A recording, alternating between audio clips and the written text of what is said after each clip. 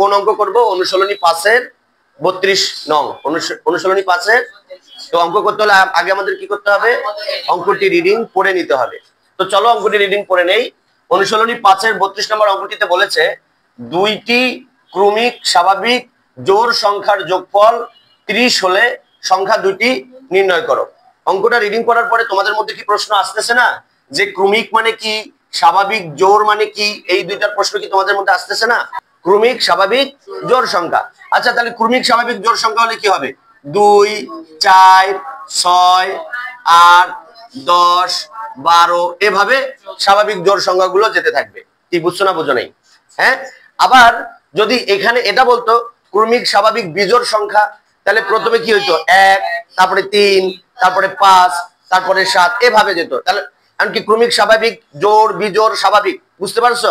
আচ্ছা, তাহলে এখানে বলেছে যে দুইটি ক্রমিক স্বাভাবিক জোড় সংখ্যা। তাহলে আমরা যদি এখন লিখি যে সমাধান, কি লিখবো আমরা? সমাধান। সমাধান এখন লিখি যে ধরি, কি লিখবো আমরা? ধরি প্রথম স্বাভাবিক জোড় সংখ্যা। প্রথম স্বাভাবিক জোড় সংখ্যা। তো প্রথম স্বাভাবিক জোড় সংখ্যা আমরা কত ধরবো? x। কারণ এখানে আমরা 2 ধরবো কেন? আমাদের কি কোনো নির্দিষ্ট পরিমাণ ধরা যাবে? যাবে না। তাহলে প্রথম স্বাভাবিক জোড় সংখ্যা কত হবে? x। আচ্ছা, এখন মনে মনে বলো তো x কত? x সংখ্যাটা কত? 1 না 2, কারণ এখানে জোড় সংখ্যার কথা বলেছে। তাহলে প্রথম জোড় সংখ্যাটা কত? 2। 1 হয় কিভাবে? ক্রমিক স্বাভাবিক জোড় সংখ্যা। তাহলে ক্রমিক স্বাভাবিক জোড় সংখ্যা হলে কত হবে? 2। আমরা কিন্তু এখানে 2 বলি নাই, আমরা এটাকে কত বলছি? x, কিন্তু আমরা এটাকে মনে করব কত? 2। আচ্ছা, প্রথম স্বাভাবিক জোড় সংখ্যা যদি x হয়, তাহলে দ্বিতীয় স্বাভাবিক জোড় সংখ্যা কত হবে? দ্বিতীয় স্বাভাবিক জোড় সংখ্যা হবে x প্লাস 2। x প্লাস কত? 2। কিভাবে হলো দেখো, x টা যদি 2 হয় তাহলে এই x এর সাথে যদি আমরা 2 যোগ করি তাহলে কত হবে? 4 হবে। তাহলে এই যে এটা হলো 4, তাহলে এটা হলো প্রথম সংখ্যা, এটা হলো দ্বিতীয় সংখ্যা। কি কথা বোঝা গেছে? যদি 3টি হইতো তাহলে আমরা লিখতাম তৃতীয় স্বাভাবিক জোড় সংখ্যা x প্লাস 4। কি লিখতাম? কারণ x মানে কত? x মানে 2, কারণ 2 এর সাথে যদি 4 যোগ করতাম তাহলে কত হইতো? 6। তাহলে কত হলো? 1, 2, 3, তাহলে তৃতীয় নাম্বার স্বাভাবিক জোড় সংখ্যা হইতো 6। এরপরে এখানে বলেছে যে সংখ্যার যোগফল, অর্থাৎ এই সংখ্যা আর এই সংখ্যা, এই দুটো সংখ্যার যোগফল করে কত হবে? 30 হবে। তাহলে আমরা কি লিখবো? যে প্রশ্ন মতে। আমরা কি লিখবো? প্রশ্ন মতে। তার মানে এগুলাকে আমরা কি করব? যোগ করব।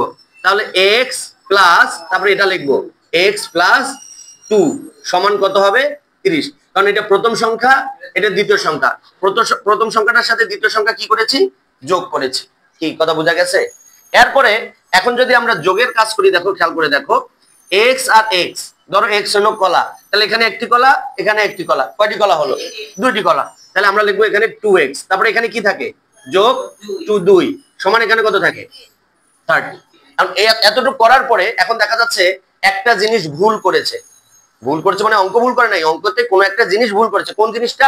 এই গাণিতিক ধ্রুবকটা ভুল করেছে। কেন?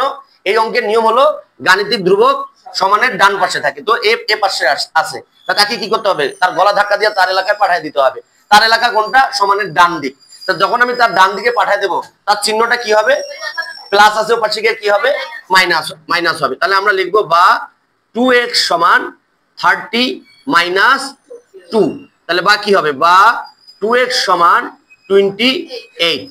এখন আবার x এর সাথে 2 আছে কি আকারে? তাহলে এই 2 তো গাণিতিক ধ্রুবক, সে তো এইদিকে থাকতে পারবে না, সে কি হবে? ওই দিকে চলে যাবে। ওপাশে গিয়ে কি হবে? কেন ভাগ হবে? কারণ x এর সাথে গুণ আকারে আছে। তাহলে আমরা লিখবো বা x সমান 28 ডিভাইডেড 2। তাহলে এখানে আমরা লিখি সুতরাং x সমান 14। কত হয়? 14। কারণ 28 কে 2 দিয়ে ভাগ করলে কত হয়? 14 হয়। কত হয়? 14 হয়। তাহলে প্রথম সংখ্যাটা কত? তাহলে প্রথম জোড় সংখ্যাটা হলো 14। তাহলে এখন দ্বিতীয় জোড় সংখ্যাটা কত হবে দেখো। তাহলে এখন আমরা লিখবো যে প্রথম জোড় সংখ্যাটি 14। সুতরাং দ্বিতীয় জোড় সংখ্যাটি হবে x প্লাস 2। এখন x মানে কত? x মানে কত? না, x মানে 2 কিভাবে হয়? কারণ কেন 1 হবে? x মানে 14। এখন x এর মান যেটা বের হচ্ছে সেটা। আর এখানে আমি তোমাদেরকে বুঝিয়েছি যে প্রথম জোড় সংখ্যাটা যদি 2 হয় তাহলে পরের জোড় সংখ্যাটা কত হবে? তার সাথে 2 যোগ হবে, কিন্তু দুইটার যোগফল তো হইব 30। এখন 2 আর 4 যদি যোগ করো তাহলে এখানে কি 30 হয়? তাহলে তো সেই জোড় সংখ্যাটা অ্যান্সার হবে না। কি এখন কথা বুঝতে পারছো? তাহলে প্রথম জোড় সংখ্যাটা কত? 14। 14 কি জোড় না বিজোড়? জোড়। তাহলে প্রথম জোড় সংখ্যাটা হলো 14। তাহলে x মানে কত? x মানে হলো 14 যোগ 2, তাহলে সমান করলে কত হয়? 16। এখন 16 আর 14 যদি তোমরা যোগ দাও তাহলে 10 আর 10 20, 4 আর 4, 4 আর 6 10, তাহলে 20 আর 10 30। অর্থাৎ এখন দেখো 14 আর 16 যোগ করলে কত হয়? 30। তাহলে এখানে কি দুইটি স্বাভাবিক জোড় সংখ্যা যোগ করলে কত হবে? 30। কি কথা বুঝতে পারছো? আর আমি কিন্তু এখানে তোমাদের বোঝানোর জন্য বলেছি যে প্রথমটা তো জোড় সংখ্যা অবশ্যই 2, কিন্তু এখানে তো বলে নাই যে প্রথম আর দ্বিতীয় জোড় সংখ্যা যোগ করলে 6 হবে। 6 হইলে তো এই দুটাই উত্তর হইতো। এখানে যোগফল করে কত হবে? 30 হবে। তাহলে এই দুটো উত্তর হবে কেন? এই দুটো আমি বোঝানোর জন্য ব্যবহার করছি। মানে জোড় সংখ্যা স্বাভাবিকভাবে লেখার নিয়মটা কি?